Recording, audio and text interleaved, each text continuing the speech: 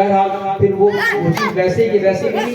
پھر اس کی برکت سے 40 لوگوں کو جو ڈاکو رہزن تھے, جو جانوں سے کھیلنا اور مالوں کو لوٹنا جانتے تھے, سرکار غوث پاک کے سچائی کی برکت سے وہ مسلمان ہوئے, تائب ہوئے اور اللہ کے ولی ہوئے. لیکن یہاں پہ ہمارے لیے جو گوشہ ہے وہ یہ ہے, آج نیٹ کے زمانے میں جس بے دردی سے ہم اپنے وقت کو ضائع کرتے ہیں وہ اللہ مال اور حدیث, چاہے وہ طالب علم ہو, چاہے وہ ہمارے نوجوان ہو, چاہے وہ اور کوئی شخص ہو, جس بے دردی سے آپ کو جو دنیا ملی ہے وہ ضائع کرنے کے لیے ملی ہے. آپ کے لیے جو ایک محدود مدت حیات ملی ہے وہ اللہ کی رضا حاصل کرنے کے لیے.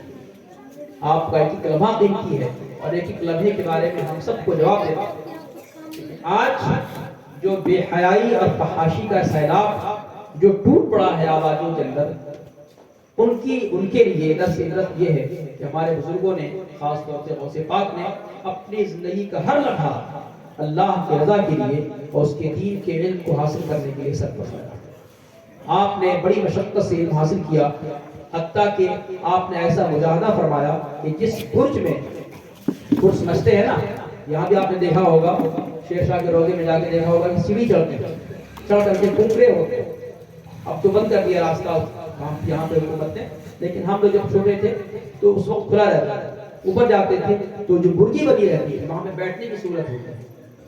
آج آپ جا کے دیکھیں کر کے آپ اللہ کو یاد کرتے تھے اور علم کو حاصل کرتے تھے. 12 سال تک وہاں آپ نے اپنے اوقات گزارے ہیں اور اس طرح سے گزارے ہیں کہ بالکل آپ چسپاں ہو جاتے تھے, حتیٰ کہ وہ برج آپ کے نام سے منسوب ہو گیا.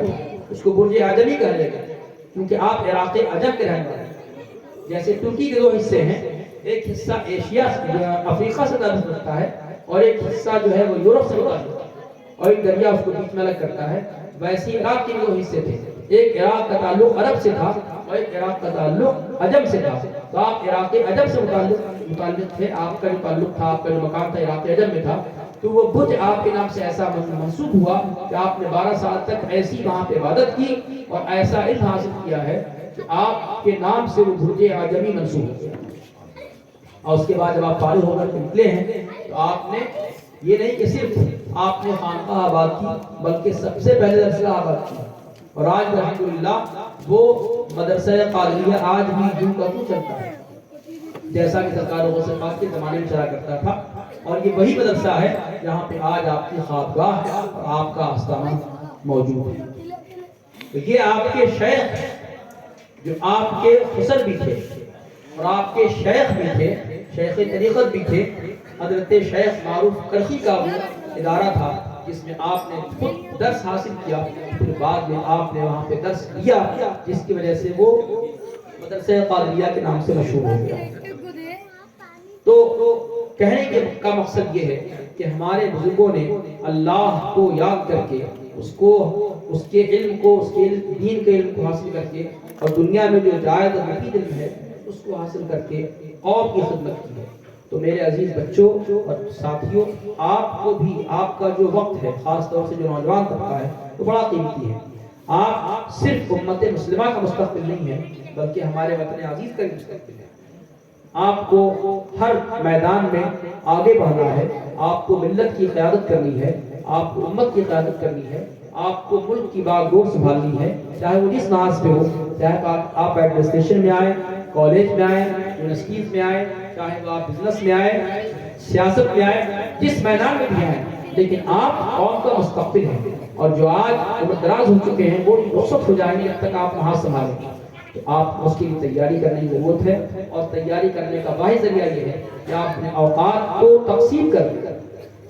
آپ 24 گھنٹے میں کتنا وقت سونے کے لیے نکالتے ہیں, کتنا وقت تفریح کے لیے نکالتے ہیں, اور کتنا وقت اپنے آپ کو پریپیئر کرنے کے لیے تیار کرتے ہیں, نکالتے ہیں کہ آپ مستقبل میں آپ کیا بنیں گے, اس کے لیے آپ نے کتنا وقت نکالتے ہیں, یہ آپ پر ڈیپینڈ کرتا ہے. تو ہمارے بزرگوں سے یہی طریقہ ہمیں درس ملا ہے. خاص طور سے آج سرکار غوث اعظم کی محفل ہے, ہمیں آج یہ عہد کر کے اٹھنا ہے کہ ہم جو اپنا وقت, قیمتی وقت, خاص طور سے اس بےہودہ چیز, یہ چیز بےہودہ نہیں ہے, اس کا استعمال کے اس بےہودہ استعمال سے اپنے آپ کو شعبے میں بھی ہیں, جس سلیبس میں بھی آپ وابستہ ہیں, جس اسکول میں, جس کلاس میں ہیں, وہی کلاس آپ کے لیے سب سے بڑی قیمتی چیز ہے. آپ اس کا سلیبس پڑھیں، اپنے آپ اپنے امام صاحب سے، اپنے جو پیش رہنے والے حافظ صاحب مولانا صاحب سے علم دین حاصل کریں، کیونکہ ہم کو دنیا میں نہیں رہنا ہے بلکہ دنیا سے رخصت بھی ہونا ہے. تو یہ چند گوشے ایسے تھے سرکار غوث اعظم کے کہ آپ نے پوری زندگی صداقت، دیانت، امانت، محنت اور رب کی رضا حاصل کرنے میں گزار دی. تو ہمیں بھی غوث اعظم کا ہم نام لیوا ہے، ہمیں بھی ان کے نقش قدم پر چلنے کی ضرورت ہے اور اپنا دل یاد خدا سے، عشق مصطفیٰ سے آباد کرنے کی ضرورت ہے. اپنے اوقات کو تقسیم کر کے اس کو مفید سے مفید تر بنانے کی ضرورت ہے. اللہ تعالی ہمیں غوث پاک کی اس محفل پاک کے صدقے میں تمام بے حیائیوں سے، تمام بری باتوں سے، تمام خرافاتوں سے اور ہر قسم کی بربادیوں سے محفوظ رہنے کی توفیق عطا فرمائے، اور ہمارے سارے سب بچوں کو نیک راستے پر چلنے کی توفیق ہمت عطا فرمائے. ہم سب کا ایمان پر خیر فرمائے. ہم سب کو سرکار غوث اعظم کے فیض و برکات دینیہ و روحانیہ و علمیہ سے مالا مال فرمائے، اور کل قیامت میں ان کے غلاموں میں ہم سب کو حشر نصیب فرمائے. وآخر دعوانا الحمدللہ.